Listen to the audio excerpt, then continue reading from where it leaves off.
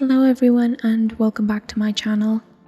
At this point, I hope that you've already seen the warning, but if you haven't, this post can be triggering for anybody that's triggered by SA. That being said, if you do enjoy the post and the time that I put into this, please give it a like. Anyhow, onto the story. I would appreciate some advice on the current situation I find myself in, and I'm hoping that an outsider's viewpoint can offer me some clarity. For some context, about 24 years ago, I was SA'd by a close friend of mine and I got pregnant by the encounter. I was inconsolable for months after the event. To make matters worse, I found out I was pregnant at about 20 weeks, and where I lived at the time, it was illegal to get an abortion after the first trimester. My husband has really been my rock and my support during this time, and I don't know how I would have ended up if it weren't for him. He said that I could put it up for adoption or keep it and raise the child, and he would raise it like our other children. I decided to not give it up for adoption, but raising the kid was hard. I'm half Polish and half German, and he's half German and half Russian. We both have pale skin, light hair, and blue eyes, as well as being fairly tall. I'm around 5'10" and he's around 6'3". However, our daughter Luna is about 160 centimeters or 5'3". She has dark hair and a brown complexion, like her biological father. I often heard snide remarks about me being an unfaithful wife because it was obvious that she wasn't my husband's child. It was especially hard for me when Luna was young because she looked so much like her dad. My husband took care of my daughter most of the time since I had bad flashbacks whenever I saw her face for when I was assaulted. As she grew up, it died down a bit, but I would still get these horrible panic attacks when I saw her wearing boys' clothes and with short hair. Since I was prone to having panic attacks, Luna ended up being closer to my husband than she was to me. Also, she often ended up getting a little more than her siblings from my husband as some sort of compensation because of me. We never told her that she was a product of SA because I was too ashamed and my husband didn't want her feeling different from her siblings. I often told her that me and her biological father got into an altercation and never spoke to one another ever again. About 2 years ago, she got one of those DNA test items and found out that she had a relative in the system.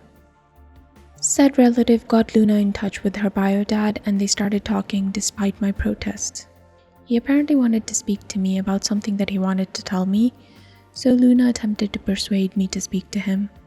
I made her aware that me and her father shouldn't ever be in the same room together. Now Luna's getting married to a lovely young man. Some of the COVID restrictions have been lifted, so she's able to have a decent-sized wedding. The original plan was to have my husband walk her down the aisle, but he got into a bad accident, leaving him in a wheelchair, at least until his legs are strong enough to support his weight again. However, this isn't her idea of a picture-perfect wedding day, so she invited her biological father to have the honor of being the bride's father. Her wedding invitation not only invited the person who honored me, but she also totally disrespected the man who raised her. Although I or a bridesmaid could have pushed him down the aisle, she thinks it wouldn't fit the quote-unquote vibe of the wedding.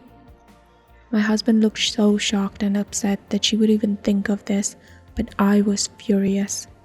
I had a visceral hate for that man and I let her know that I would not be anywhere near him. She told me that this is what she wants and there's no changing her mind, so I told her that I wouldn't be attending if he's there.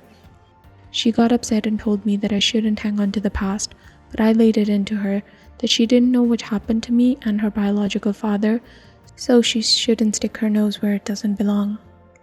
Though I feel terrible about what I said and how I said it, I can't be blamed for her being born and not knowing what happened since I never told her. I still feel as though my wishes should have been respected if I say that I don't want to be in the same room as someone.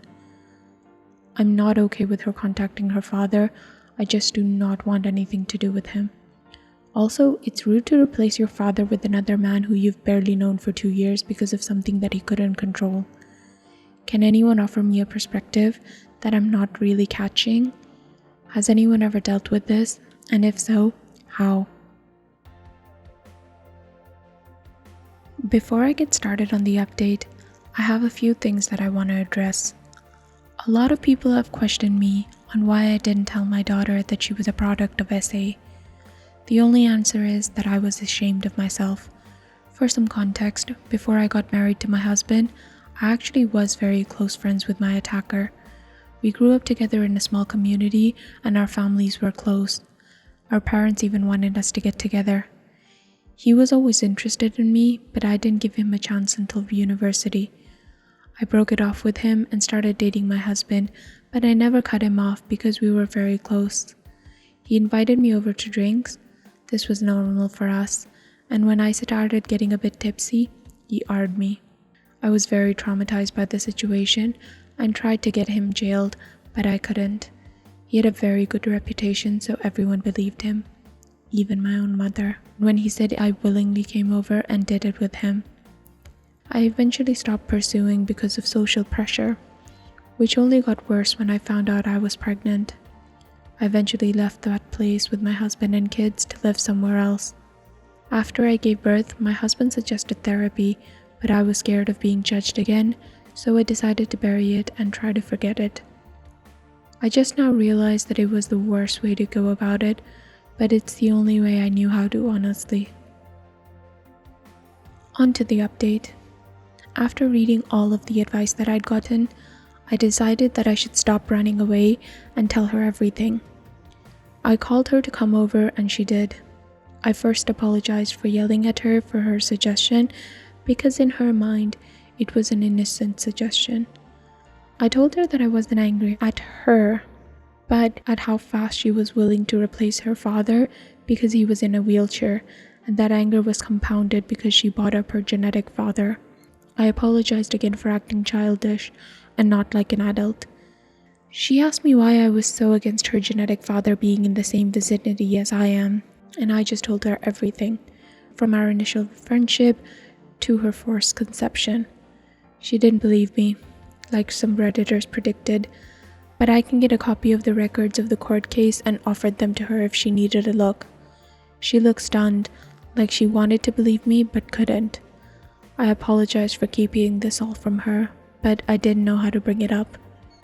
She told me that she didn't believe me and would confirm with her genetic father, so I told her to take the time that she needed to process this all. Later that day, she came again, crying and apologizing for not believing me. I held her and cried and apologized too. It was kind of therapeutic. We had a long chat and I did feel closer to her. When we were done, she said she wanted to take me out to a surprise to help her feel better in a couple of days, which I happily agreed to. I went to see her yesterday in this little restaurant with a patio that had a private pay-for-use area for a maximum of 4 people due to COVID. As she ran up to me and gave me a hug, she led me to the patio where her biological father stood. She told me that he was here to apologize and start my healing journey. I just wanted to leave, but he grabbed my hand and all those memories I tried to repress just came back out. I started having a panic attack and lost balance, to which he tried to help me keep my balance, which worsened everything. I honestly don't remember how I left, but I ended up in my car just sobbing. I called my elder son to pick me up because I was not fit to drive at that moment. Today, my daughter called me upset that I ruined her surprise, but I was extremely upset with her. I asked her why she did what she did when she knows everything that happened to me and him, and she tried to use the excuse of my healing journey, but I wasn't having it. She admitted that she wanted me to get used to him because he's going to walk her down the aisle along with my husband and doing the daddy-daughter dance. I told her that while I loved her and respected her decision to be with him, I'm not willing to be anywhere near he is. She started complaining about how she wants all her family to be there, and I'm still not forgiving. But at that point, I hung up the phone. My husband is aware of everything and stands by me for not going to her wedding, but I don't want this. If my other children were to know, they would stand by me and tell the rest of their extended family, which is going to lead to my daughter be getting disowned by the family. There's no need to give me advice on this because I will seek professional aid. Anyway, one good thing to come out of this is that I'm finally confident enough to seek therapy. Thank you for listening to my venting and for commenting on my last post. Happy holidays. I hope you enjoy it with those who you love. Hello everyone. It's been a while since I last posted on this website. I have a few new updates for everyone that's been asking me. I apologize for not getting to everyone in my DMs, but I really appreciate everyone sending me support through those tough times. I would like to share some good news before going on about what happened with my daughter. My husband's able to walk again, albeit with a cane, but it is progress. We've been going to physical therapy to help strengthen his legs after the accident. It's good to see him happy and walking again. I've also been to therapy and met this wonderful, sweet therapist. My therapist is so patient and kind. Since my husband and I started together a few weeks ago, she's been extremely helpful. Bless her soul and all those who recommended therapy. I would have missed out on such an experience, so thank you all. Like most of you advised, my therapist also advised me to tell my other children about what went on between my youngest. For reference, I have 3 other children, a 30-year-old male, a 27-year-old female, and a 27-year-old male. My eldest boy is the only one that had a slight idea of what happened, but the other 2 were left unaware. I was quite scared and anxious to tell them what happened, especially because my mother and other family members initially reacted negatively. I invited them over around 2 weeks ago for a family dinner, and I told them everything that happened from the conception of my youngest child to what happened recently. They were all silent and stared at me, so I became a little nervous, at least until my daughter started crying. It was so upsetting for her, and my other 2 sons were so pissed off at my youngest and her father. They asked why I didn't tell them earlier, and I told him that I was just scared of how they could have reacted. My husband took them out of the dining room to talk while my eldest daughter just cried together with me. When my boys and husband came back, they apologized for leaving early and left. My eldest daughter wanted to spend the night with me, but early in the morning, she left with her brothers to do whatever. I didn't hear anything from them until last Wednesday. I was on Facebook when I saw my elder sister's post calling out my younger daughter for not only ignoring the man who raised her, but siding with the person who are her mother and re-traumatizing her. My boys made similar posts as well, dragging her name through the mud. I had so many DMs, but I didn't want anything to do with them, so I deleted the app off my phone. Since I don't like people knowing about my personal life, I asked my kids to take the post down. They said they did, but I haven't re-downloaded the app to find out. My youngest would-have-been husband came to my house with his mother to apologize. He told me that he broke off the engagement because he couldn't be with someone who treated their parents like that. His mother let me know how disgusted she was with my daughter's actions, and someone like that would never be a part of her family. I was honestly stunned by all of the support that I received. It's one thing to receive support online, but receiving support in real life was surreal to me. I am a bit disappointed because I wanted my daughter's former fiancé to join the family, as he's a lovely and sweet boy, but he has boundaries in a relationship that my daughter unfortunately crossed. As for my daughter, she's furious with me. She sent me a nasty voicemail saying that I ruined her life.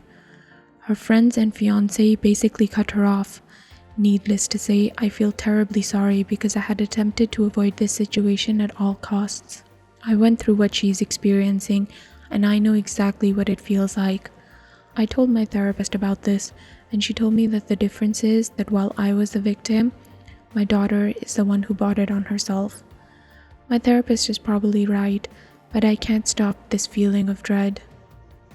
I tried to call my daughter, but once I heard her father on the line, I hung up. He took it upon himself to let me know that my daughter is depressed because of my actions. I feel terrible for treating my daughter like this. My husband says that I should focus on myself, and I'm trying to, but I just can't stop worrying. I don't think that my daughter is safe when she's with her biological father. This is all that's going on in my life right now, for all those asking. Thank you for listening to me, and thank you for the advice again.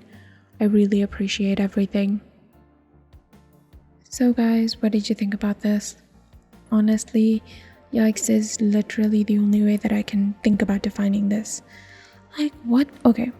So even before you find out the fact that the whole situation that actually happened between OP and the biological father of her youngest daughter, can you just look at what OP's youngest daughter was doing?